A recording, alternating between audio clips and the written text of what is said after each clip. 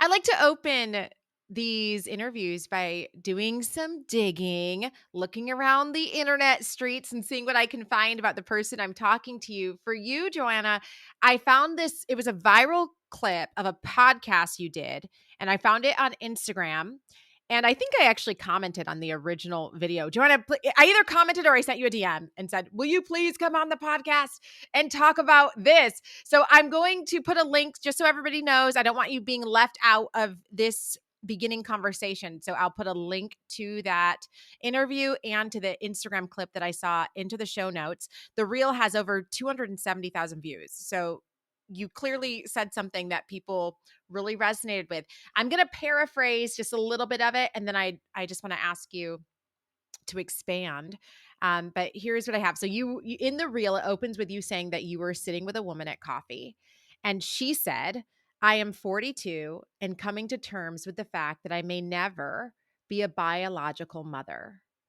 And then you go on to say that you think that's an increasing reality for a lot of single Christian women, and that they are having to come to terms with this fact in their lives, that what do we do when our life doesn't look the way we imagined or we thought or we were sure it was going to look, and that a sense of grief comes with that. Are you able to expand on that?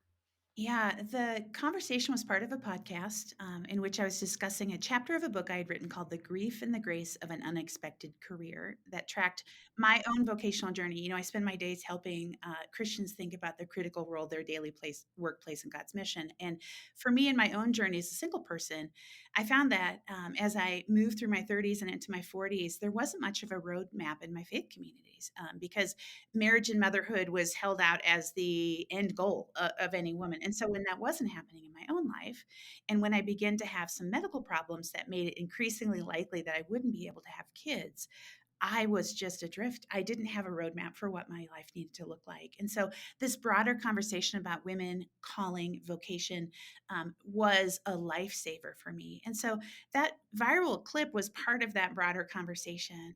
How do we acknowledge the very real pain that Christian women are facing as they experience this transition? And as there are less available men in church circles, it's harder. I mean, the internet exists, but I mean, I've braved those waters. It's not an easy place to be, and it's not a guarantee that you'll be able to find a quality guy to get married. And so women are having to ask these deeper questions of like, who am I if I'm not a mom? And that has galvanized my work in founding this national initiative called Women Work and Calling. But it also has been a deeply personal place as I've dealt with the grief of that transition. And so it was fascinating because I'm not really like a viral person. That's why I reached out to you, because I'm like, Heather, you will never believe what we are seeing the response. A friend of mine walked up to me at church, which was the tip off that something might be happening, and said, a video of you is on my Instagram. And it was starting to circle for over 2 months or so. It was crazy where that video was popping up and the response it was getting from people, just because we needed to have an honest conversation about the grief that exists for women who are navigating that.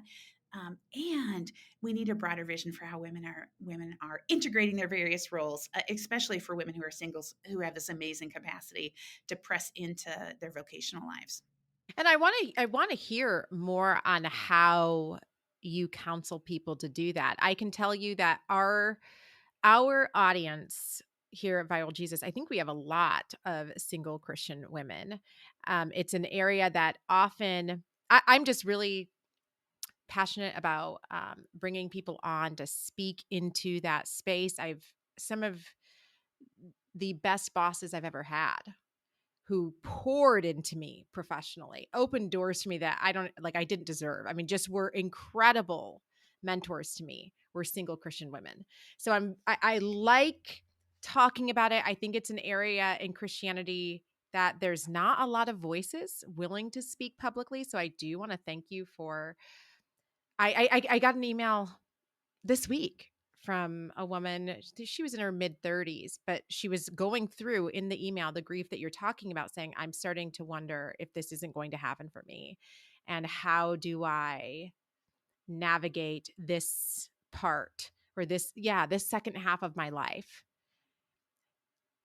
if nothing changes? How do I still see? Actually, can you speak to that at all? Like, how do, and I think anybody listening, if that's not your story, Okay, insert whatever that thing is that you were sure God was going to do and fulfill. How do we navigate that absence and still believe that God is good? Well, one, I want to express compassion for your listeners that may be journeying through that. I know in my own journey with coming to terms of not having biological kids, it was a good probably 4 or 5 years of that journey for me because I had the so I'm just going to be honest about what happened to me. I had a hysterectomy at 45.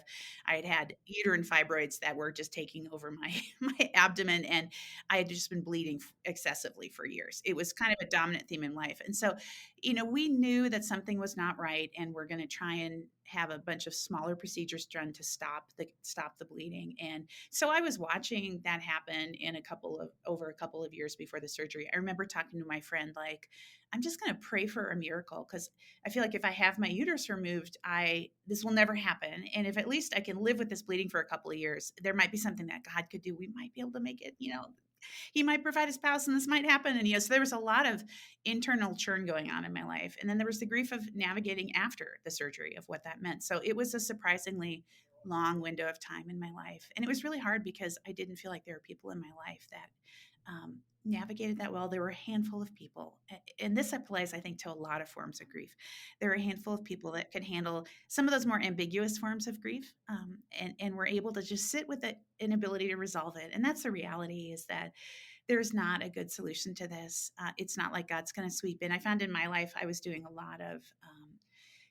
spiritual direction. I was doing counseling. I was doing, long seasons of prayer and Bible study. And people would imply if I just did the right things or got the right formula of treatments to journey through my grief, that the pain would go away. And it just didn't. And so I want your listeners to hear that there can be prolonged seasons of fear and anxiety and grief. And yet the Lord is present in that. And I can say, at the end of a 5 year journey for me, that the Lord has been faithful and present, even if He was very, very quiet in those seasons. And so I would want to acknowledge both the emotional and the spiritual side of the journey. And as a source of comfort, I don't think there's a formula for getting your way out of this. And yet, God is faithful, nor does He sprinkle spiritual fairy dust over our lives and make the pain go away. Because I think I had some voices at the time, like if I just read the Bible and believed that I would feel better. And that wasn't the case. And so I think there's a unique skill set of people that have the ability to walk through grief with others. And so you need to find those voices and be listening to them. So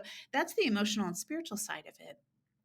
I also think there's a broader theological framework that plays out in the life of the daily of our local churches that sometimes can be missing, and that does relate to this broad idea of calling. That when Christ calls a woman into relationship with Him, He's calling a whole that call is a whole life response, meaning that it's not just a call to motherhood, it's not just a call to marriage. It's a call to relationship, to discipleship, to service, those cores of the Christian faith, but it's also a call to join with Christ in His renewing work in the world. And so suddenly any aspect of our lives, from our daily work to our neighboring to our civic presence, is a place where God is at work. And one of the challenges in women's ministry at the local church is that we've centered either spiritual disciplines that are important.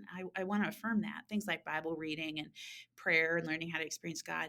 We've centered that, and we've centered our relational callings of marriage and motherhood as the primary skills that we're developing women in. And we're not calling them into this vibrant, full life response to God.